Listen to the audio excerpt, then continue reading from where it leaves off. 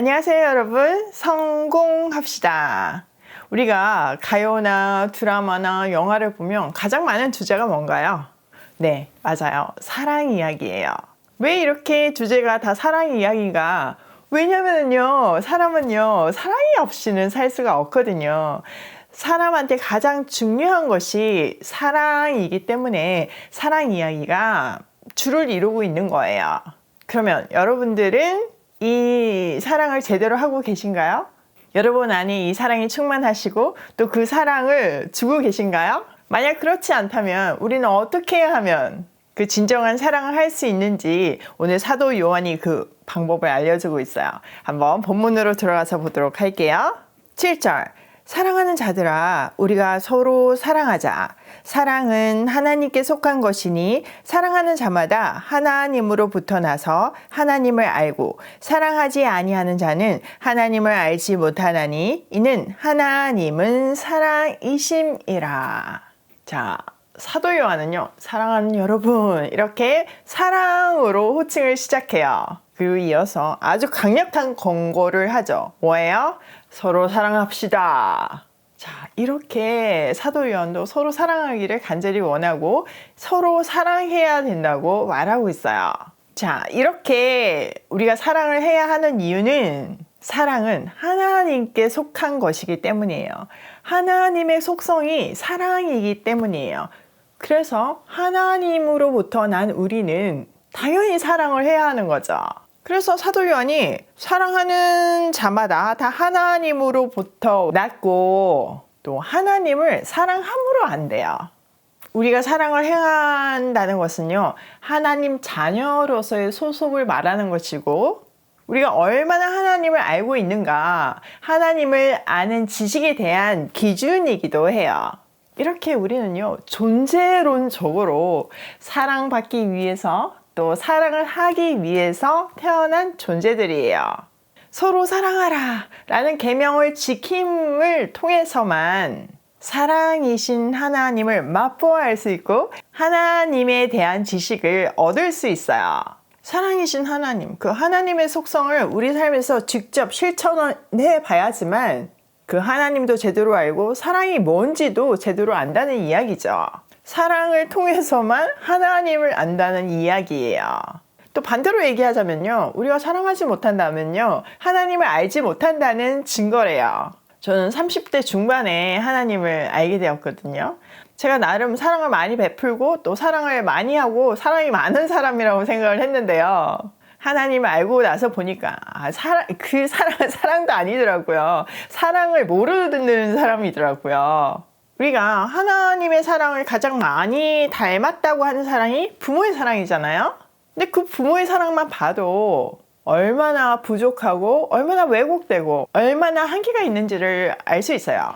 사랑이라는 이름으로 얼마나 자녀들을 자기 욕심과 허영으로 막 좌지우지하고 또 사랑이라는 이름으로 얼마나 많이 자녀들에게 상처를 주나요? 뭐 상처를 주려고 하는 게 아니라 내가 진짜 사랑해서 했는데 그 부족한 사랑이 하나님으로부터 나지 않는 그 어그러진 사랑이 그런 상처가 되는 거예요. 가끔 뭐 목사인데 또 신실하게 믿는 사람인데 이상한 범죄를 하는 사람들이 있죠. 아이들을 학대하고 이런 기사들이 나잖아요. 뭐 그분들만 나는 게 아니고 세상에 그런 사람이 너무 많은데 그럼 믿는 사람들 중에서도 이런 사람이 났을 때 크게 이슈가 되잖아요. 그때 우리가 시험 들 일이 아니에요. 그 사람은 하나님을 모르는 사람이에요. 내가 목사다, 내가 뭐 크리스찬이다, 내가 뭐 권사다, 장로다 해도 하나님을 모르기 때문에 그런 결과가 나는 거예요. 사람이요, 진정한 사랑을 하려면요, 사랑이신 하나님으로부터 진짜 사랑이 뭔지를 배워야 해요. 그리고 그 온전한 사랑을 기준으로 두고 내 삶에서 연습하다 보면요, 바로 그 사랑을 할 수 있게 되고 그 과정을 통해서 사랑이신 하나님을 비로소 알게 되는 거죠. 그 놀라운 하나님의 사랑은 어느 정도의 사랑인가요? 그 다음 구절에서 말해주고 있어요. 9절 하나님의 사랑이 우리에게 이렇게 나타난 바 되었으니 하나님이 자기 독생자를 세상에 보내심으로 그로 말미암아 우리를 살리려 하심이라. 자기의 외아들을 세상에 보내주셔서 우리의 죄값을 죽음으로 치르게 하셨어요. 그 값이 치러졌기 때문에 우리를 살게 해주셨죠. 이것은요, 우리가 감히 상상조차 할 수 없는 레벨이에요. 하나님은 그 사랑을 행하심으로 우리를 향한 자신의 사랑을 보여주시고 증명해 주시고 또 이렇게 해야 한다고 가르쳐 주셨어요. 자, 10절. 사랑은 여기 있으니 우리가 하나님을 사랑한 것이 아니요 하나님이 우리를 사랑하사 우리 죄를 속하기 위하여 화목 제물로 그 아들을 보내셨음이라. 또 이 사랑은요, 우리가 시작한 사랑이 아니에요. 하나님이 우리를 사랑하셔서 우리가 아직 죄인이었을 때, 죄의 값으로 죽을 수밖에 없었을 때 자기 외아들을 우리에게 보내주심으로 우리 죄를 위해서 화목 제물이 되게 하셨어요. 우리에게 그 사랑을 받을 만한 어떤 자격이 있었던 것도 아니고요. 우리가 하나님을 이만큼 사랑했기 때문에 그 사랑을 주셨다는 어떤 조건이 있었던 것도 아니에요. 아무런 조건이 없는 사랑. 전적인 하나님의 은혜에 의해서 우리는 하나님의 사랑하는 자녀로 다시 태어났어요. 그래서 감격인 거예요. 내가 뭔가 노력했으면, 내가 뭔가 어떤 자격이 있었으면 덜 고맙잖아요. 덜 감격스럽잖아요. 당연하다고 생각을 했을 거예요. 그런데 아무런 자격도, 아무런 조건도 없었기 때문에 더 감격스러운 거예요. 원래 우리의 신분은 사탄의 자녀잖아요. 그 결과 영원한 죽음이 우리를 기다리고 있었어요. 그런데 우리가 하나님의 사랑으로 하나님의 자녀가 되었고 사망에서 생명으로 옮겨졌어요. 우리가 다 알고 있는 요한복음 3장 16절 17절을 보면요. 하나님이 세상을 이처럼 사랑하사 독생자를 주셨으니 이는 그를 믿는 자마다 영원한 생명을 얻게 하려 하심이라. 하나님이 그 아들을 세상에 보내신 것은 세상을 심판하려고 하심이 아니요 세상이 구원을 받게 하려 하심이라. 이렇게 말씀하셨잖아요. 그 사랑이 우리를 사망에서 생명으로 옮긴 거예요. 그러면 우리도 누군가를 사망에서 생명으로 옮길 수 있어요.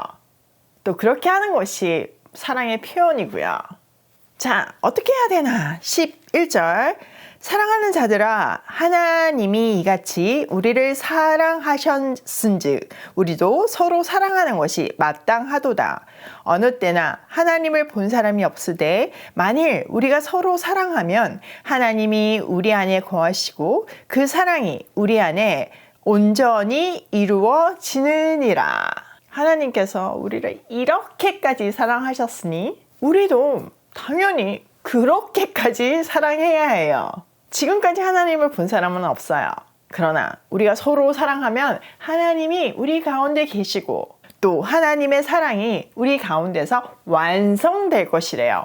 와우, 정말 감동스러운 이야기지 않나요? 너무 신비로운 이야기지 않나요? 여러분, 우리가 사랑을 행할 때 하나님하고 굉장히 친밀하게 느껴지잖아요. 바로 하나님이 우리 안에 거하시기 때문이에요. 사랑은요, 이렇게 사랑이신 하나님으로부터 오고 우리가 그 사랑을 반사해낼 때, 거울처럼 반사해낼 때 하나님의 사랑이 우리 가운데서 완성이 된대요. 요한복음 15장 10절에서도 보면요, 내가 아버지의 계명을 지켜서 그의 사랑 안에 거하는 것 같이 너희도 내 계명을 지키면 내 사랑 안에 거하리라. 이렇게 말씀하셨죠. 그리고 내가 이것을 너희한테 말하는 것은 내가 말씀대로 살아서 생기는 이 충만한 기쁨이 너희에게도, 너희의 기쁨도 충만하게 하기 위함이라고 하셨잖아요. 이렇게 우리가 서로 사랑하라는 하나님의 계명을 지킬 때 우리는 하나님의 사랑 안에 거할 수 있고 또 하나님의 사랑을 이 세상에서 완성할 수 있고 그것을 통해서, 그 모든 과정을 통해서 우리 안에 기쁨이 충만해지는 거예요. 이 기쁨은 세상이 줄 수 없는 기쁨이에요. 환경에 의해서, 또 내 상황에 의해서, 내 기분에 의해서 좌지우지되는 기쁨이 아니라 하늘로부터 오는 진정한 기쁨이 우리 안에서 충만하게 될 거래요. 그런 삶을 산다면요, 행복할 수밖에 없어요. 그 행복을 누리기 위해서 우리가 매일 말씀 앞에서 하나님의 말씀을 함께 묵상하면서 또 그것을 우리 삶에 적용하려고 노력하는 거잖아요. 저는 하랑이를 사랑하면서 또 다른 차원의 하나님의 사랑을 배우고 있어요. 그로 인해서 또 말할 수 없는 기쁨이 저 안에 채워지고 있고요. 자녀가 주는 기쁨, 그런 차원의 기쁨이 아닌 정말 하나님이 충만하게 채워주시는 그런 기쁨이 있어요. 하랑이랑 나랑은 원래 남이었죠. 근데 하나님의 사랑이 내 딸이 되게 하셨고 진짜 가족이 되게 하셨어요.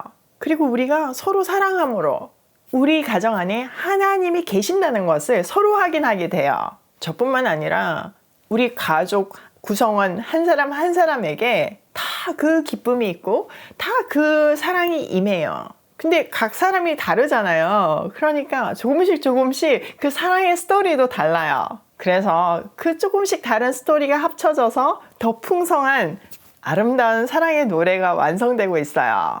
여러분, 사랑은요, 사랑으로만 배워져요. 사랑은요, 이론이 아니라 실제예요. 이 사랑을 여러분 가정에서 또 오이 패밀리 사역을 통해서 깊게 경험하길 소망해요. 자, 오늘 내용을 우리 삶에 한번 적용을 해보면 첫 번째, 하나님은 사랑이시다. 여러분, 하나님의 속성은 사랑이에요. 사랑 덩어리예요. 우리에게 아낌없이 넘치도록 조건 없이 사랑을 주시는 분이 그 하나님 아버지이심을 기억하고 그런 아버지가 내게 있다는 것이 얼마나 큰 축복인지 매일 깨닫게 되기를 소원해요. 두 번째, 나도 사랑이다. 여러분, 하나님의 자녀죠. 그러면 하나님의 속성이 사랑인데 우리의 속성이 달라질 수는 없잖아요. 우리도 사랑이에요. 우리도 사랑받기 위해서 이 땅에 태어났고 사랑을 주기 위해서 이 땅에 태어난 정말 아름다운 하나님의 자녀들이에요. 나는 누구다? 사랑이다. 세 번째, 사랑은 우리 삶의 질을 수직 상승시킨다. 여러분, 우리는 사랑을 통해서 하나님과 친밀해지고 사람과 더 친밀해지고 그로 인해서 기쁨이 충만해지잖아요. 사랑이 가득하고 기쁨이 충만하면 우리 삶의 질이 수직 상승할 수밖에 없어요. 이 비밀을 누리고 사는 우리가 되면 좋겠어요. 오늘도 사랑이신 하나님 아버지를 반사해내는 사랑 덩어리 내가 되길 소원하며 고고싱해요.